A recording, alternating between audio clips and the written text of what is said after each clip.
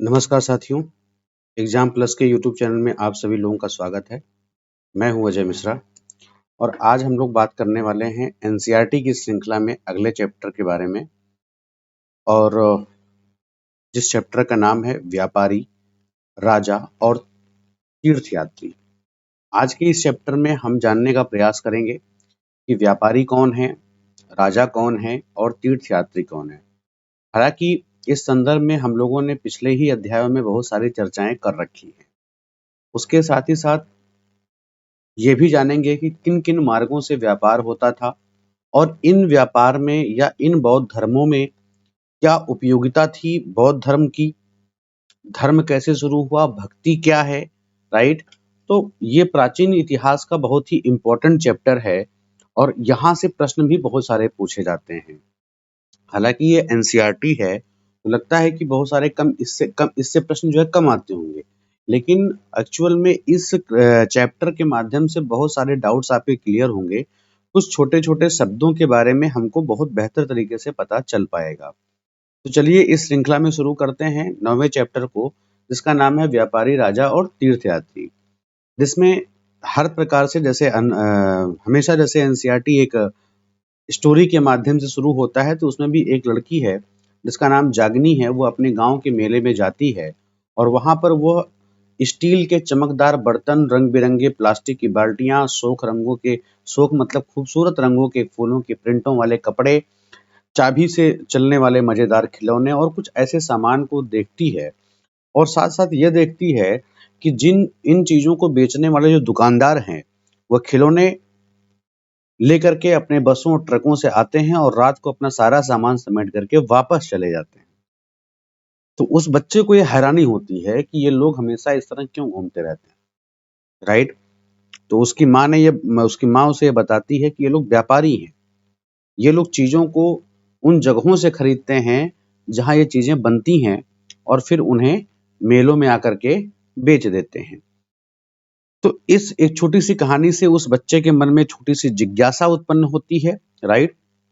और उस जिज्ञासा के बाद हम लोग कुछ अपनी चीजों को ढूंढने का प्रयास करेंगे कि हमारे लिए क्या क्या आवश्यक है। तो सबसे पहली बात यहाँ पर यह है कि हम ये देखेंगे कि व्यापार और व्यापारियों के बारे में हमें जानकारी कैसे मिलती है, क्या हम इनके बारे में जान सकते हैं या नहीं जान सकते, राइट। तो अभी लास्ट वीडियो में हम लोगों ने देखा कि जो काले पॉलिशदार वाले बर्तन हैं, राइट, ये बर्तन खास तौर पर जो इनकी कटोरियां हैं और जो इनकी थालियां हैं, वो हमारे यानी इस उपमहाद्वीप यानी भारत के उपमहाद्वीप जो भी महाद्वीप है, उनके पूरा स्थलों से हमें बहुत ज़्यादा मिलता है, बहुत अधिक संख्या में मिलते हैं। तो प्रश्न ये उठता है कि इन जगहों पर ये बर्तन कैसे पहुंचे होंगे, राइट। सपोज करो कि अगर दक्षिण भारत में बन रहा है, अगर पूर्वी भारत या उत्तरी भारत की खुदाई में अगर हमको ये चमकीले बर्तन प्राप्त होते हैं, तो यहाँ तक कैसे पहुंचते थे। तो ऐसा ये अनुमान लगाया जाता है कि जहां ये बर्तन बनते थे, वहां से व्यापारी इन्हें ले जाकर अलग अलग जगहों पर बेचते थे। और उस समय की अगर बात करें, तो जो हमारे भारत का दक्षिण भारत है, दक्षिणी हिस्सा है, यानी दक्षिणी हिस्सा का मतलब समझिएगा, ये हम नीचे की जगह बना रहे हैं, यानी यहाँ का जो हिस्सा है, आप समझ पा रहे होंगे, राइट। तो जो दक्षिणी भारत का हिस्सा है, वह सोना, मसाले, खास तौर पर काली मिर्च और कीमती पत्थरों के लिए काफी ज्यादा प्रसिद्ध है। काली मिर्च बहुत ज्यादा हम लोग अपने घरों में काली मिर्च का इंपॉर्टेंस नहीं समझते हैं, लेकिन एक्चुअल में काली मिर्च का बहुत ज्यादा इंपॉर्टेंट। प्राचीन भारत के इतिहास में रोमन साम्राज्य में काली मिर्च की बहुत ज्यादा मांग होती है और वो इसे जो है काला सोना के नाम से पुकारते हैं। वो काली मिर्च को काली मिर्च नहीं कहते हैं, काला सोना कहते हैं। हो सकता क्योंकि व्यापारी वर्ग के द्वारा ये नाम दिया गया, तो संभवतः यह रहा होगा कि यहाँ से काली मिर्च ले जाने के बाद रोमन साम्राज्य में ये बहुत ही महंगे रेट पे बिकता रहा होगा, इसलिए इसे हम वहाँ के लोग इसे क्या कहते हैं, काली मिर्च को काले सोने के नाम से पुकारते हैं। और ये जो व्यापारी हैं, वह इन सामानों को समुद्री जहाज और सड़कों के रास्ते रोम तक पहुंचाते थे। दक्षिण भारत में क्योंकि यहाँ पे क्या है, दक्षिण भारत में रोमन सिक्के मिले, हर चीज का एक सोर्स है अपने इतिहास में। तो ये सब बातें हमें कैसे पता चलती हैं, ये सब बातें हमें पता चलती हैं कि दक्षिण भारत में जब खुदाई हुई तो वहां से रोमन सिक्के हमें प्राप्त होते हैं। तो इसी से यह अंदाजा लगाया जा सकता है कि जो दक्षिण भारत का, या यूं कहें कि आम भारत का जो एक व्यापार था वो रोम के साथ उस समय बहुत ही अच्छा था। इसी के साथ में अगर हम व्यापार के से जुड़ी हमें साक्ष्य मिलते हैं संगम साहित्यों में। संगम साहित्य में एक कविता मिली है और इस संगम साहित्य में कविता लिखी गई है कि समुद्री जहाजों पर लाए गए तेज तर्रार घोड़े, गाड़ियों पर काली मिर्च की लाठियां, गठरियां, हिमालय से मिले रत्न और सोना, दक्षिण की पहाड़ियों से चंदन और लकड़ियां, और दक्षिणी सागर के मोती और पूर्वी सागर के मूंगे, और गंगा और कावेरी की फसलें, और श्रीलंका से आए खाद्यान्न, और म्यांमार के बने मिट्टी के बर्तन दुर्लभी कीमती आयात। इस कविता का यथार्थ आप समझिएगा, बहुत एक एक लाइन में हर एक चीज छिपी हुई है। समुद्री जहाजों से जो है, बड़े बड़े समुद्री जहाजों पर बहुत तर्रार घोड़े जो है आयात निर्यात होते थे। गाड़ियों पर काली मिर्च की गठरियां होती थी, राइट। हिमालय से रत्न मिलते थे, क्योंकि मैंने बता दिया कि दक्षिणी भारत से आपके काली मिर्च फेमस है।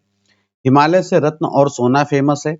दक्षिण की पहाड़ियों से चंदन और लकड़ियां फेमस हैं, चंदन की लकड़ियां। दक्षिणी सागर से मोती, वहां का मोती प्रसिद्ध है। पूर्वी सागर से मूंगे, मूंगा भी एक प्रकार का रत्न है मोती की तरह। गंगा और कावेरी की फसलें, क्योंकि गंगा और कावेरी के आसपास के जो क्षेत्र हैं वो बहुत ज्यादा उपजाऊ हैं, तो वहां के फसल। श्रीलंका से आए खाद्यान्न, जो भी खाने पीने की सामग्री है श्रीलंका से है। और म्यांमार से बनी हुई मिट्टी के बर्तन, ये दुर्लभ कीमती आयात हैं। मतलब कि ये ऐसे चीजें हैं जो बहुत कम संख्या में मिलती हैं, मतलब कम संख्या में हैं, तो व्यापार में इनके अर्थ जो है काफी महत्वपूर्ण रहे होंगे। अर्थ का मतलब इनका रेट, इनका दाम काफी ज्यादा होगा, तो ये हो सकता है उस समय की सबसे महत्वपूर्ण आयात की जाने वाली सामान रहे हैं, राइट। इसके साथ ही साथ जो उस समय के व्यापारी हैं उन्होंने कई सारे समुद्री रास्तों को खोजा, जिनमें से कुछ समुद्र के किनारे चलते थे और कुछ अरब सागर और बंगाल की खाड़ी को पार करते थे। नाविक मानसूनी हवा का फायदा उठाकर अपनी यात्रा, मतलब जो मानसून उस समय रहता था वो मानसून के अकॉर्डिंग व्यापार करते थे, क्योंकि मानसून के अकॉर्डिंग जब आप चलोगे तो समुद्र में आपको किसी भी हवा से परेशानी नहीं होगी, राइट। तो वहां से जो व्यापार चलते थे, समुद्री हवाओं को वो समुद्र में होने वाले हवाओं के माध्यम से वो काम करते थे, राइट। और इन्हीं यात्राओं के लिए मजबूत जहाजों का भी निर्माण किया जाता था। इसके साथ साथ उस समय के जो समुद्री तटों से लगे राज्य थे, आज आप जाके देखिएगा कि आज आप देखिएगा कि जो समुद्री तटों से लगा हुआ राज्य है, ये सपोज करिए ऐसा कुछ, ऐसा नहीं है, खैर मैं एक बार भारत बना देता हूँ ठीक ठाक तरीके से, ठीक है।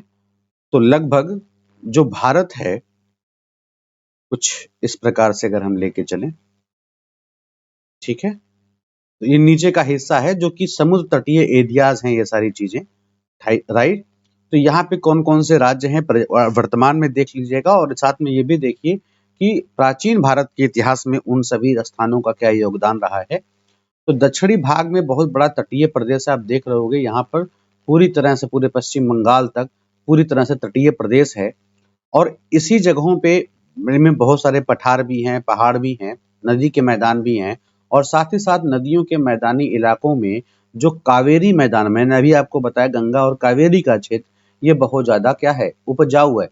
और इस अच्छा आप खुद सोचो कि गंगा का जो किनारा है वो ज्यादा बढ़ेगा कावेरी का, क्योंकि कावेरी का जो किनारा है ऑब्वियसली वही बढ़ेगा, क्योंकि वो समुद्र तट से क्या है, बहुत ज्यादा पास में है। तो मैदानी इलाकों और तटीय इलाकों में के सरदार जो थे वो जो राजा थे उनके पास धीरे धीरे काफी संपत्ति और शक्ति इकट्ठा हो जाती है, क्योंकि अर्थ उनके पास ज्यादा आता है। और इन संगम कविताओं में मूवेंदार नाम की चर्चा मिलती है। मूवेंदार क्या है, जो कि एक तमिल वर्ड है और इसका अर्थ होता है तीन मुखिया। मतलब इनका प्रयोग जो मूवेंदार शब्द है, इसका जो प्रयोग है वो तीन शासक परिवारों के लिए किया गया है, और ये शासक परिवार भारतीय इतिहास के बहुत ही प्रसिद्ध परिवार रहे हैं। एक है चोर, दूसरा चेर और तीसरा पांड्य, राइट। जो करीब 2300 साल पहले दक्षिण भारत में काफी शक्तिशाली माने जाते हैं, राइट। और इन तीनों मुखियाओं के अपने दो दो सत्ता केंद्र हैं, मतलब सभी लोगों के दो दो सत्ता केंद्र हैं। एक सत्ता इन लोगों की तटीय सीमा है जो समुद्र के किनारे पर है, और जो दूसरी सत्ता है वो मैदानी और पठारी हिस्सों में है। तो मतलब एक तरह से अंदरूनी हिस्सा कह सकते हैं, ठीक है। तो इन लोगों को मिला के 3 परिवार हैं, तीनों के 2-2 केंद्र हैं, मतलब कितने हो गए 6 केंद्र। और 6 केंद्रों में से 2 बहुत महत्वपूर्ण थे। कौन-कौन सा? एक जो चोल हैं उनका एक है पत्तन पुहार, उसी को हम कावेरी पट्टनम के नाम से भी जानते हैं। और दूसरा है पांडवों की राजधानी जो कि मदुरै है चेन्नई में, राइट? जो कि क्या है? मदुरै है चेन्नई में। क्लियर? तो इन दोनों को हम बेहतर तरीके से जानते थे। तो ये मुखिया लोग जो है नियमित क्या करते थे, कर नहीं लेने का पसंद करते थे, उसके बजाय ये उपहार लेते थे, राइट। ये प्राइज लेते थे, इनाम लेते थे। और कभी कभी ये सैनिक अभियानों पर भी निकलते थे, सैनिकों को देखते सैनिकों के साथ में निकलते थे, और आसपास के इलाकों से कुछ अच्छे मोटे मतलब जिनका खेती अच्छा हो रहा है, जिनका व्यापार अच्छा हो रहा है, उनसे क्या करते थे, ये शुल्क भी वसूल कर लाते थे। इनमें से कुछ धन वे अपने पास भी रखते थे और बाकी अपने समर्थक, नाते रिश्तेदार, सिपाहियों और कवियों के बीच में भी ये बांट देते हैं। अनेक संगम कवियों ने उन मुखियाओं की प्रशंसा में बहुत सारी कविताएं भी लिखी हैं, और उन्हें कीमती जवारात, सोने, घोड़े और हाथी रथ या सुंदर कपड़े भी लोग दिया करते थे। जो अच्छी कविता लिखते थे उनको जो है वो बढ़िया जो है उपहार भी देते थे, अच्छे अच्छे कपड़े भी देते थे। तो इसके जो ये 2300 साल है, इस 2300 साल के लगभग 200 वर्षों के बाद एक नए राजवंश का प्रभाव बहुत तेजी के साथ बढ़ता है, जो कि एनसीईआरटी में अभी हम इसे नहीं पढ़ाएंगे, इसे हम आगे पढ़ाएंगे। कि उस जो वंश का नाम है वह है सातवाहन वंश, राइट। सातवाहन वंश भी प्राचीन भारतीय इतिहास में चोर पांडचेल के अलावा वो भी उनका भी स्थान है। और इसका जो राजा है, जो सबसे प्रमुख राजा है, वह है गौतमी का पुत्र सातकर्णी, राइट। उसके बारे में हमें उसकी माँ गौतम बलश्री द्वारा दान किए गए एक अभिलेख, मतलब गौतम की जो माता हैं बलश्री जो है उनके द्वारा एक अभिलेख दान किया गया है, वही बताएंगे आगे हम चल करके। तो उनके अभिलेख से उस राजा के बारे में पता चलता है, और वह सातवाहन शासक, दक्षिण पथ के स्वामी भी कहे जाते। जो राजा थे वो दक्षिणा पथ का मतलब क्या है ये समझो। दक्षिणा पथ का मतलब ये है कि दक्षिण की ओर जाने वाला रास्ता, राइट। तो दक्षिणा पथ उसी के नाम से उसका पड़ा है, राइट, उसका रास्ता जो है, राइट। उसके अलावा पूरे दक्षिणी क्षेत्र के लिए यही नाम प्रचलित था। श्री सातकर्णी ने, मतलब इसी राजा ने, पूर्वी, पश्चिमी और दक्षिणी तटों पर अपनी सेनाएं भेजी, और वहां की सुरक्षा व्यवस्था को उसने मजबूत कराया। एक रास्ता बनाया कि इस रास्ते पर हमारी सुरक्षा व्यवस्था रहेगी, किसी को किसी प्रकार के व्यापार में, किसी को किसी प्रकार की चीजों में आने जाने में किसी प्रकार की समस्या, चाहे वो तीर्थ यात्री हो, चाहे वो नॉर्मल यात्री हो, या फिर वो व्यापार के लिए यात्री हो, तो उनको किसी प्रकार की समस्या नहीं होगी। इसी बीच में एक नाम उठ करके आता है रेशम मार्ग की कहानी, जो हमने पिछले शायद 4th चैप्टर में ये पढ़ा होगा कि रेशम मार्ग कहाँ कहाँ से निकल के गए हैं। तो रेशम को आप जानते होंगे भली भांति से। तो जो रेशम है वो बहुत ही कीमती है, चमकीले रंग का है, चिकनी है, मुलायम उसकी बनावट है, राइट। और सबसे बड़ी बात क्या है कि बहुमूल्य है, राइट। तो जो रेशम के कपड़े हैं, और रेशम का कपड़ा तैयार कहाँ होता है, मैं इसके बारे में बात करूंगा अभी आगे, कि रेशम का कपड़ा जो तैयार करना होता है वो बहुत ही एक कठिन प्रक्रिया है। रेशम का जो कीड़ा होता है, वहां से कच्चा रेशम निकाल करके सूत बनाया जाता है, सूत की कटाई होती है, और सूत कटाई के बाद फिर उसे कपड़ा बुना जाता है। जो रेशम बनाने की विधि है वो लगभग 7,000 साल पहले उत्पन्न हुई, और कहाँ पे हुई? चाइना में हुई, राइट। यानी जो रेशम बनाने की तकनीक का जो आविष्कार हुआ वो चीन के माध्यम से हुआ। कब हुआ? 7,000 साल पहले। बहुत सालों तक इन लोगों ने, बहुत हजारों सालों तक इन लोगों ने बाकी दुनिया से इस तकनीक को बहुत ही छुपा करके रखा। वो चाहते क्या थे कि केवल हम ही इससे व्यापार करें, राइट। लेकिन क्या होता था कि भाई यात्री तो हर जगह घूमा करते हैं, तो वो तो चीन के भी यात्री हो सकते हैं, बाकी जगहों के भी यात्री हो सकते हैं। तो जो चीन के पैदल, घोड़े या ऊंटों पर कुछ लोग दूर दूर की जगहों की यात्रा जगहों पर जाते थे, तो अपने साथ रेशमी कपड़े भी लेकर के चले जाते थे। और जिस रास्ते से ये लोग यात्रा करते थे, ये बहुत महत्वपूर्ण है, चाइना के लोग या वहाँ के लोग जिस भी रास्ते से ये यात्रा करते थे, उसी को क्या कहा गया, रेशम मार्ग, यानी उसे हम इतिहास में सिल्क रूट के नाम से भी हम जानने लगे।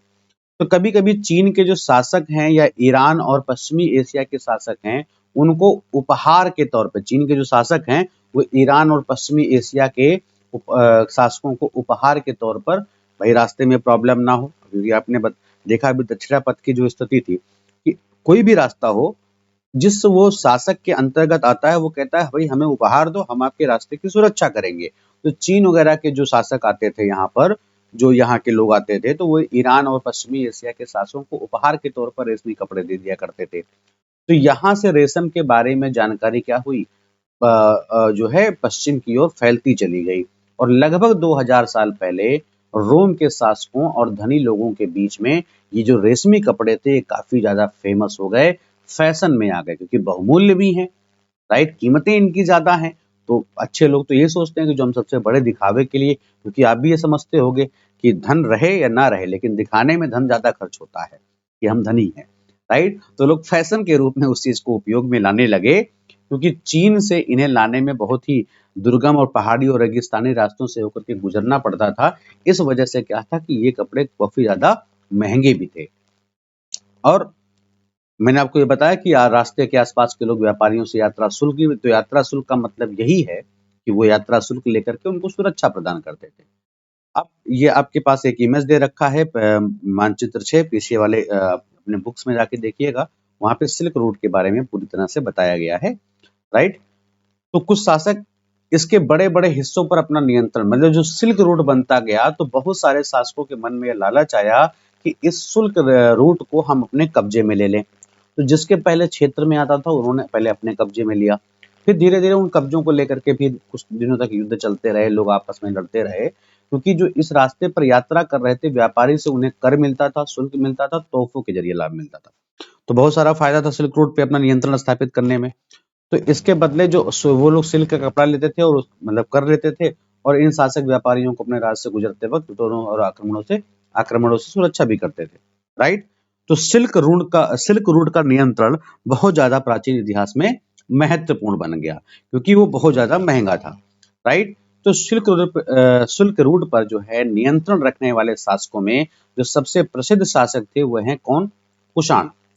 वो लगभग 2000 साल पहले मध्य एशिया और पश्चिमोत्तर भारत पर इसका शासन था, मानी कुषाणों का, राइट। जो कि पेशावर जो कि आज के पाकिस्तान में, और मथुरा जो कि उत्तर प्रदेश में, ये दो मुख्य शक्तिशाली केंद्र थे। अभी अपने आप समझ में आएगा कि पेशावर के बाद इतना दूर मथुरा इतने शक्तिशाली केंद्र कैसे रहा, राइट। तक्षशिला भी इनके ही राज्य का हिस्सा है, तक्षशिला वहीं पर है पास में ही, राइट, पेशावर के पास में ही। तो इनके शासन काल में ही सिल्क रूट की एक शाखा मध्य एशिया से होकर के सिंधु नदी के किनारे के पत्तनों तक जाती थी। फिर यहाँ जहां से जहाजों द्वारा रेशम पश्चिम की ओर रोमन साम्राज्य तक पहुंचता था। इस उपमहाद्वीप में सबसे पहले सोने के सिक्के जारी करने वाले कौन हैं, भाई बताओ कौन है, कुषाण हैं, क्लियर। तो जो सोने के सिक्के जारी करने वाले हैं इस रूट पर, वो कौन है, कुषाण है। तो यानी कुषाण क्या है, अपने आप में बहुत ज्यादा मजबूत हैं, आर्थिक रूप से और समृद्ध भी हैं। तो सिल्क रूट पर यात्रा करने वाले व्यापारी इन कुषाणी शासकों का भी उपयोग करते थे। अभी आगे यहाँ पे आपको क्वेश्चन भी दे रखा है, तो इस क्वेश्चन को आप समझ चुके होंगे, मुझे जहां तक लगता है कम से कम 100 वर्ड में तो लिख सकते हो, राइट। व्यापारिक मार्गों को खत्म करने के बाद ये देखते हैं जो उसी समय में बहुत तेजी से प्रसारित हो रहा था, बौद्ध धर्म। तो बौद्ध धर्म का प्रसार भी उसी समय पे हो रहा है। तो कुषाणों का जो सबसे प्रसिद्ध राजा हुआ है वह है कनिष्क। इन सब राजाओं के बारे में एक एक करके पढ़ेंगे।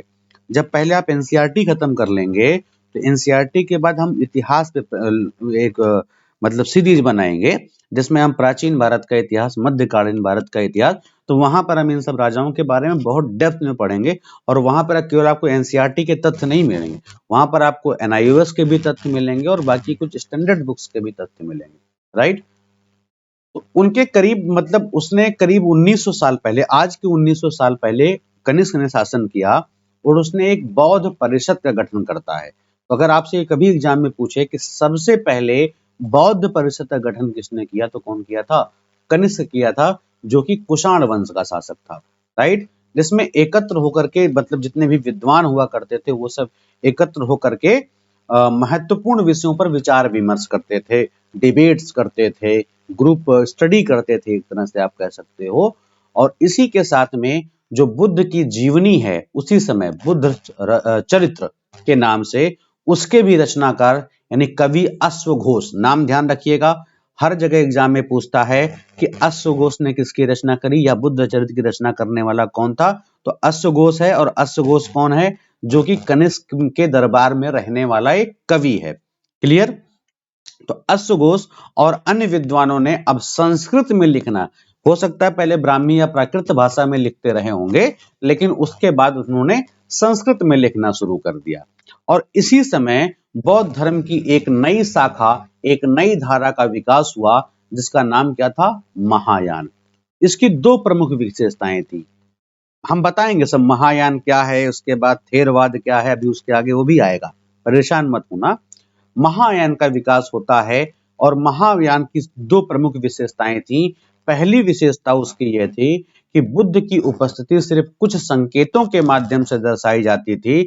मिसाल के तौर मतलब फॉर एग्जाम्पल उनके निर्वाण की प्राप्ति को पीपल के पेड़ की मूर्ति द्वारा दर्शाया जाता था, मतलब पीपल के पेड़ की मूर्ति बना दी जाती थी, तो ये मान लिया जाता था कि ये गौतम बुद्ध के या भगवान बुद्ध के निर्वाण का स्थान है, राइट। लेकिन अब जो है जब महायान का विकास हुआ तो वहां पर बुद्ध की प्रतिमाएं बनाई जाने लगी, राइट। तो इनमें से जो अधिकांश प्रतिमा मिली है वह कहां कहां मिली है भाई?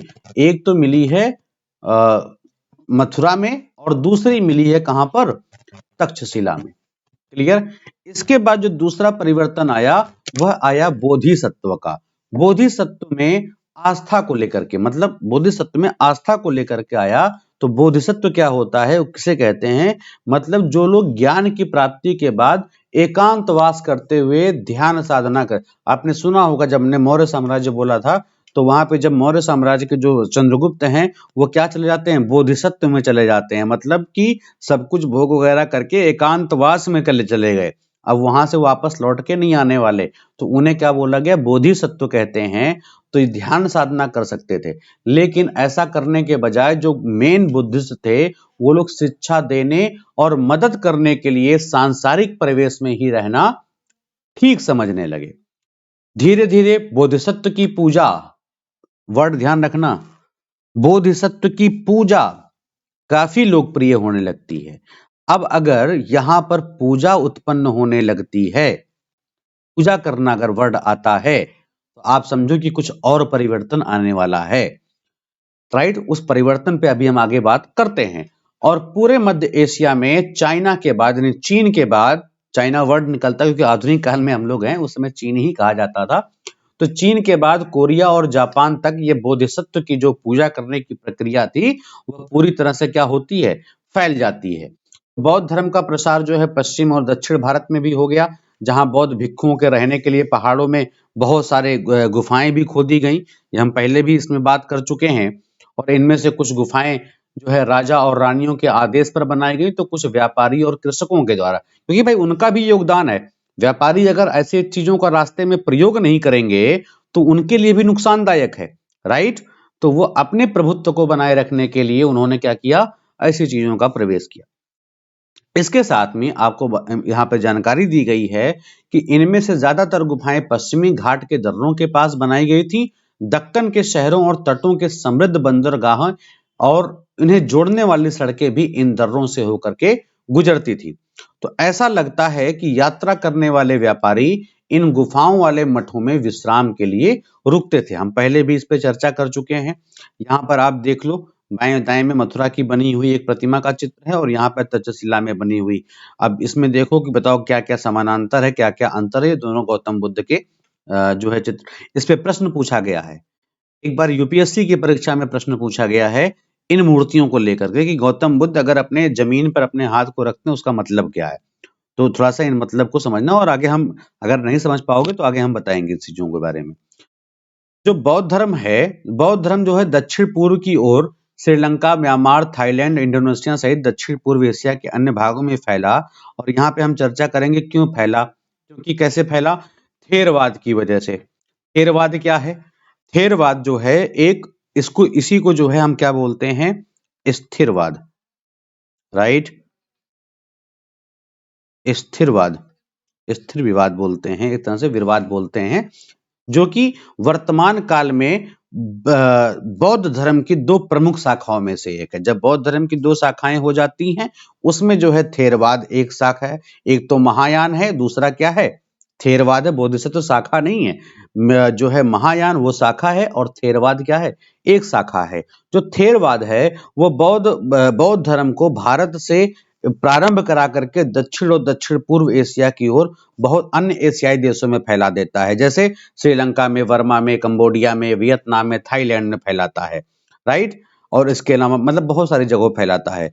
और जो ये थेरवाद है ना, वो क्या है, एक जो है एकेश्वरवादी, राइट, एक रूढ़िवादी, एकेश्वर नहीं कह सकते, रूढ़िवादी, रूढ़िवादी परंपरा है, रूढ़िवादी, रूढ़िवादी परंपरा है। मतलब जैसा प्राचीन बौद्ध यानी जो प्रारंभ का बौद्ध है वैसा एक धर्म है, तो उन्होंने थेरवाद के नाम से इसको जो है संबोधित किया है। मतलब उसी मार्ग पर चलने पर बल देता है जिस मार्ग पर प्रारंभ में बौद्ध धर्म चलता था। जो भी मार्ग रहे हों, हम चौथे या पांचवें चैप्टर में बात कर चुके हैं इसके लिए। इसके साथ ही साथ आप यहां पर एक चीज और रखना कि जैसे थेरवाद है और दूसरा वर्ड है महायान, तीसरा है भारतायन, ये भी उसी की एक शाखा है, भारतायन। तो ये तीनों क्या है ना, बौद्ध धर्म के क्या हैं, के बीच के रहने वाले हैं। तो हमें ये ध्यान रखना है कि थेरवाद, महायान और भारतयान में अंतर क्या है। तो इसको हम उस जगह पर पढ़ाएंगे जहां पर हम इस धर्मों की बात करेंगे, राइट।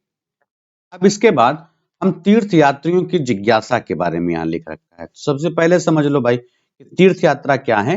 तीर्थ यात्री का मतलब है ऐसे स्त्री पुरुष जो कि प्रार्थना के लिए यानी ईश्वर में विश्वास रखने के लिए, उनसे प्रेयर करने के लिए पवित्र स्थानों की यात्रा करते हैं, उन्हें तीर्थ यात्री कहते हैं।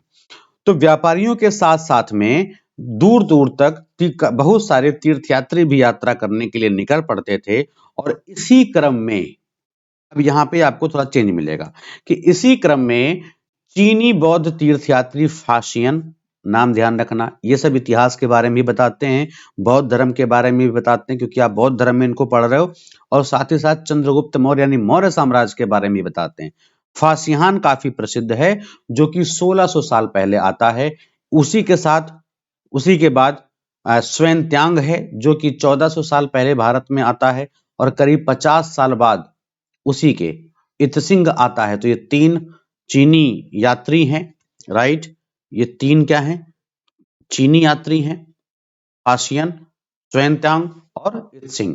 ये तीनों चीनी यात्री हैं जो कि भारत में आते हैं, बौद्ध धर्म के बारे में बहुत कुछ लिख करके वहां ले जाते हैं। और साथ ही साथ इनमें से कुछ ऐसे भी हैं जो मौर्य साम्राज्य में भी कुछ लिखते हैं। तो ये सब जो है बुद्ध के जीवन से जुड़ी जगहों और प्रसिद्ध मठों को देखने के लिए भारत आते थे। इनमें से प्रत्येक जो तीर्थयात्री थे वो अपनी यात्रा का वर्णन उन्होंने लिखा। इन्होंने अपनी यात्रा के दौरान कई मुश्किलों के बारे में भी लिखा कि यहाँ आने के बाद क्या क्या समस्याएं उन्हें हुई। इन यात्राओं में बहुत सारे वर्ष लगते थे और जिन देशों और मठों को इन्होंने देखा उसके बारे में इन्होंने लिखा। और उन किताबों के बारे में भी उन्होंने लिखा जिन्हें वो अपने साथ लेकर ले गए थे, राइट। इसी के साथ कि फाशियन उसी के बीच में जो फाशियन, जो मैंने आपको पहला नाम बताया, वो जो चीनी यात्री वो विवरण देता है कि हम कैसे भारत से चीन की तरफ लौटे। तो वह कहता है कि अपने घर चीन वापस लौटने के लिए अपनी यात्रा वो कहां से स्टार्ट करता है, बंगाल से। ये सब छोटे मोटे प्रश्न हो सकता है, बन सकते हैं, राइट। और व्यापारियों के एक जहाज पर वो चढ़ जाता है। मुश्किल से 2 दिन ही चल पाया था कि समुद्री तूफान में फंस जाता है। और व्यापारी अपने सारे जहाज के डूबने से बचाने के लिए अपने माल वगैरह सामान रखते हैं, उनको फेंक देते हैं जहाज को हल्का करने के लिए। तो फाशियन भी अपने सामान को तो फेंक देता है, लेकिन जो पांडुलिपियां और बुद्ध की मूर्तियों को वो नहीं फेंकता है, जो अपने साथ यहाँ से लेकर जाता है, राइट। तो अंततः 13 दिन के बाद उसकी आंधी रुक जाती है।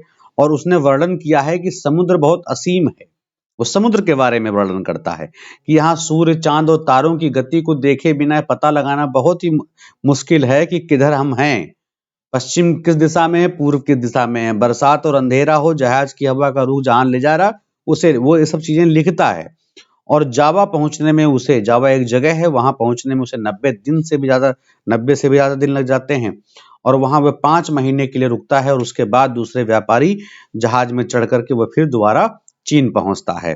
राइट, तो वो अपने थोड़ा सा इस विवरण को लिखता है। इसी के बाद स्वेंगतांग भूमार्ग, जो स्वेंगतांग है वो भूमार्ग से जाता है, मतलब भूमार्ग ये उत्तर पश्चिम वाला मार्ग है, मतलब जो यहाँ पे आप देखते होगे, अगर भारत का नक्शा ऐसे है कुछ, राइट, तो ये पाकिस्तान वाला जो एरिया है, क्लियर, यहाँ से वो निकलने का प्रयास करता है। तो ये भी अपने साथ में जो है सोने और चांदी की लकड़ी की बनी हुई बुद्ध की मूर्तियां और 600 से ज्यादा पांडुलिपियां अपने साथ इकट्ठा करता है। लगभग 20 घोड़ों पर लद करके उसको ले जाता है। 50 पांडुलिपियां वो बताता है कि कहीं खो गई। जब वो सिंधु नदी पार कर रहा था उसकी नाव पलट जाती है। राइट, और जीवन का बाकी हिस्सा उसने बची हुई पांडुलिपियां जो जो उसके जीवन का हिस्सा बचता है, तो जो इतनी सारी पांडुलिपियां लेकर के 600 ज्यादा जाता है, 50 तो डूब जाती हैं, लेकिन जो 550 बचती हैं उनको वो संस्कृत में अनुवाद करने में लगा देता है, मतलब संस्कृत से चीनी भाषा में अनुवाद करने में लगा जाता है। इसी बीच में इसमें एनसीईआरटी में आपको एक जगह का नाम दे रखा है नालंदा, जो कि बहुत ही प्रसिद्ध जो है शिक्षा का विशिष्ट केंद्र रहा है, स्वेनतांग से संबंधित है, क्योंकि ये अन्य तीर्थयात्रियों ने उस समय के सबसे प्रसिद्ध बौद्ध विद्या केंद्र नालंदा बिहार में अध्ययन किया हुआ है। और उसने नालंदा के बारे में लिखा है कि यहाँ के शिक्षक जो है योग्यता और बुद्धि में बहुत ज्यादा आगे है, बुद्ध के उपदेशों का पूरी ईमानदारी के साथ ये पालन करते हैं। मठ के नियम काफी कठिन है और ये मठ के नियम सभी को मानने पड़ते हैं। और बहुत सारे शहरों से विद्वान लोग अपनी शंकाएं दूर करने के लिए यहाँ आते हैं। और साथ में यही वे भी कहता है कि जो नए लोग यहाँ पे प्रवेश लेना चाहते हैं वो द्वारपाल ही उनसे बहुत कठिन प्रश्न पूछते हैं और अंदर जाने की अनुमति तभी मिलती है जब वो द्वारपाल का सही उत्तर देता है। और साथ में ये भी लिखता है कि अगर 10 लोग यहाँ पर आते हैं, 2 ही 3 लोग ऐसे बचते हैं जो नहीं जा पाते, बाकी लोग जाते हैं। लेकिन बताता है कि 7-8 लोग मतलब कि उनके उत्तरों का ही मतलब उनके उत्तर का आंसर दे पाते हैं। राइट, मतलब 7-8 सही उत्तर नहीं दे पाते, सॉरी उल्टा हो गया, 7-8 लोग नहीं अंदर जा पाते, 2 लोग कम से कम अंदर जा पाते हैं। उसी बीच में जब मैंने पूजा वर्ड ये नाम आपको ध्यान होगा थोड़ी देर पहले मैंने लिया था, तो पूजा वर्ड में ही भक्ति की शुरुआत होती है। राइट, भक्ति इसी समय में, यानी जब उस समय में जब बौद्ध का सब कुछ चल रहा है, उसी समय में देवी देवताओं का पूजन भी प्रचलन में आ जाता है और वह जो है भक्ति से संबंधित हो जाता है, जिनमें हिंदू धर्म की प्रमुख पहचान बन गई, जिसमें शिव, विष्णु और दुर्गा जैसे देवी देवता शामिल हो जाते हैं।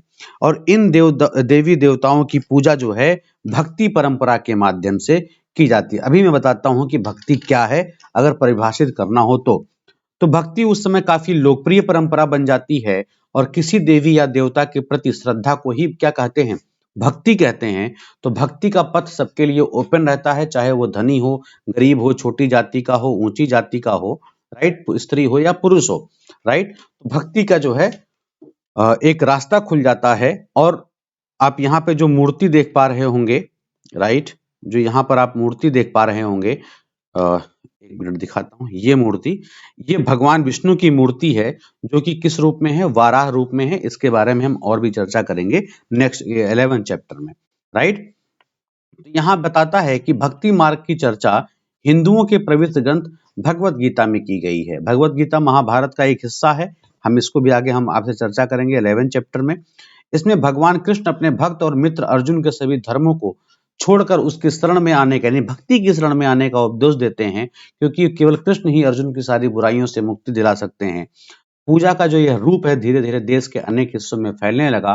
भक्ति मार्ग अपनाने वाले लोग आडंबर के साथ पूजा पाठ करने के बजाय ईश्वर के प्रति लगन और व्यक्तिगत पूजा पर जोर देते थे। जो भक्ति मार्ग अपनाने वाले लोग थे उनका यह मानना था कि अगर अपने आराध्य देवी देवता को आप सच्चे से पूजा करें तो वह आपको उसी रूप में दर्शन देते हैं, और भक्त उसे जिस रूप में दर्शन देते हैं भक्त उसी रूप में उन्हें देखना चाहते हैं। इसलिए जो आराध्य देवी या देवता हैं मानव के रूप में भी हो सकते हैं, सिंह के रूप में भी हो सकते हैं, पेड़ के रूप में हो सकते हैं, या यूं कहें कि कण कण में हो सकते हैं। तो जैसे जैसे इस विचार को समाज के द्वारा स्वीकृति मिलती गई, तो उससे एक नई परंपरा का विकास हुआ। किसका? कलाकार। कलाकार क्या करते थे, देवी देवताओं की एक से एक बढ़ करके खूबसूरत मूर्तियों का भी तैयार करना शुरू कर देते हैं। आपको यहीं पर लिखा मिल जाएगा कि भक्ति क्या है। भक्ति क्या है, किस शब्द से बना है, भज शब्द से बना है, जिसका मतलब क्या होता है, विभाजित करना या फिर हिस्सेदारी। मतलब इसका अर्थ यह होता है कि भक्ति भगवान और भक्त के बीच में परस्पर एक अंतरंग संबंध है। अंतरंग का मतलब क्या है कि आंतरिक संबंध है, राइट। यानी भक्ति भगवत या भगवान के प्रति झुकाव है, यानी किसी इष्ट के प्रति, ईश्वर नहीं कह सकते, इष्ट के प्रति झुकाव है। और भगवत का अर्थ भी यही मतलब होता है कि अपने ऐश्वर्य या सुख को भक्तों के साथ बांटता है, राइट। भक्तों के साथ बांट रहा है, यानी भक्त या भगवत अपने देवी देवता के भग यानी उसके उस सुख समृद्धि का एक हिस्सेदार है, राइट। इसको लेकर के एक कविता भी है, राइट, जो कि भक्ति साहित्य में हमें मिलता है, जिसमें ऐश्वर्य या ऊंचे पद के जरिए कभी ईश्वर को आत्मीयता नहीं बन सकती। करीब 14 साल पहले शिवभक्त अप्पार, एक शिवभक्त इनका नाम है अप्पार, उनके द्वारा तमिल में ये कविता लिखी गई है। और इस कविता का एक अंश यहाँ पर है। भिल्लाल और अप्पार मैंने बताया है 8वें चैप्टर में, लास्ट वीडियो में जाके देख लीजिएगा। नष्ट होते अंगों वाला कुष्ठ रोगी, ब्राह्मणों की नजर में निचली जाति का व्यक्ति और कूड़ा करकट बटोर कर अपनी जीविका चलाने वाला इंसान, अगर ये लोग गंगा की अपनी जटाओं में छिपा लेने वाले शिव के दास बन जाएं तो मैं उनकी आराधना करूंगा, क्योंकि वो मेरे समान ईश्वर हैं। तो मतलब देवी और देवताओं का विशेष सम्मान इस समय इकट्ठा हो जाता है, और इसके लिए विशेष जगह पर मूर्तियां रखी जाती हैं, और इन मूर्तियों को रखने वाले स्थानों को हम मंदिर के रूप में जानते हैं, राइट। तो हम ये कह सकते हैं कि भक्ति परंपरा ने, मंदिर के बारे में भी हम पढ़ेंगे आगे, तो हम ये कह सकते हैं कि जो भक्ति परंपरा है उसके द्वारा किन किन चीजों का विकास होता है, चित्रकला का, शिल्प कला का और स्थापत्य कला के माध्यम का विकास होता है। तो हम अगले कुछ दिनों में हम ये देखेंगे कि ये चित्रकला, शिल्प कला और स्थापत्य कला क्या है, राइट, इस पे हम बात करेंगे। साथ ही साथ ये भी ले लेते हैं कि हिंदू शब्द कहाँ से आता है, क्योंकि हिंदू देवी देवता भक्ति में ज्यादा विलीन है। तो हिंदू शब्द इंडिका शब्द की तरह ही सिंधु या इंडस से निकला है, और यह शब्द अरबों और ईरानियों द्वारा उन लोगों के लिए उपयोग किया जाता है जो सिंधु नदी के पूर्व में रहते थे, और यही शब्द उनके धार्मिक विश्वास और सांस्कृतिक परंपराओं के लिए भी प्रयुक्त किया जाता था, राइट। इसके अलावा आप ये भी देखेंगे कि साथ साथ फिर अन्यत्र यानी अन्य जगहों पर क्या हो रहा है। तो उसी समय करीब 2000 साल पहले पश्चिम एशिया में ईसाई धर्म का उदय होता है, जो अभी 25 दिसंबर को सबने मनाया, राइट। तो उसी समय ईसा मसीह का जन्म कहाँ पे होता है, बेथलेहम में, बेथेलम में होता है। बेथेलम जो कि रोमन साम्राज्य का एक हिस्सा है, और ईसा मसीह ने स्वयं इस संसार का उद्धारक बताया स्वयं को। उन्होंने कहा कि मैं खुद इस संसार का उद्धारक हूं, और उन्होंने दूसरों को प्यार देने और दूसरों की उसी तरह दूसरों पर विश्वास करने का भी उपदेश दिया है, जिस तरह हर व्यक्ति दूसरों से प्यार और विश्वास की उम्मीद करता है। बाइबिल में ईसा मसीह के उपदेश की कई सारी बातें लिखी हैं, जिसका एक अंश यहाँ पर दिया गया है, राइट, कि धन्य हैं वो लोग जो धर्म और न्याय के लिए भूखे प्यासे रहते हैं, उनकी कामनाएं पूरी होंगी। जो दयालु हैं वो धन्य हैं, क्योंकि उन्हें दया मिलेगी। धन्य हैं वो लोग जो दिल से पवित्र हैं, क्योंकि वे ईश्वर के दर्शन कर सकेंगे। धन्य है वो जो शक्ति स्थापित करते हैं, वही ईश्वर के संतान कहलाएंगे, राइट। तो उसी समय की ये घटना है। ईसा मसीह के उपदेश साधारणतः लोगों को बहुत ज्यादा अच्छे लगे, अट्रैक्टिव लगे, और धीरे धीरे यह पूरी पश्चिमी एशिया, अफ्रीका और यूरोप में फैल गए। तो ईसा मसीह की मृत्यु के 100 साल के अंदर ही भारतीय उपमहाद्वीप के पश्चिमी तट पर पहले ईसाई धर्म प्रचारक पश्चिम एशिया से आए। ध्यान रखना इसको, राइट। तो केरल के ईसाइयों को क्या कहा जाता है, सीरियाई ईसाई कहते हैं, क्योंकि संभवतः ये पश्चिम एशिया से आए थे, और वो विश्व के सबसे पुराने ईसाइयों में से हैं। क्लियर है। तो ये आपका 9वां चैप्टर था। इसमें जो आपके मुख्य शब्द हैं वह है व्यापारी, मुवेंदर, रास्ता या मार्ग, रेशम, कुषाण, महायान, बोधिसत्व, थेरेवाद या तीर्थयात्री, भक्ति, और ये सारी चीजें आपकी। जो महत्वपूर्ण तिथियां हैं कि रेशम बनाने की कला का खोज कब हुआ, तो सबसे पहले 7000 साल पहले चाइना में, 2000 साल पहले बाकी लोगों को। चेरचोल पांडे कब से हैं, 2300 साल पहले। रोमन साम्राज्य में रेशम की बढ़ती मांग कब हुई, 2000 साल से पहले। कुषाण कनिष्क का टाइम कब रहा, 1900 साल पहले। और फासियान भारत का आगमन कब होता है, 1600।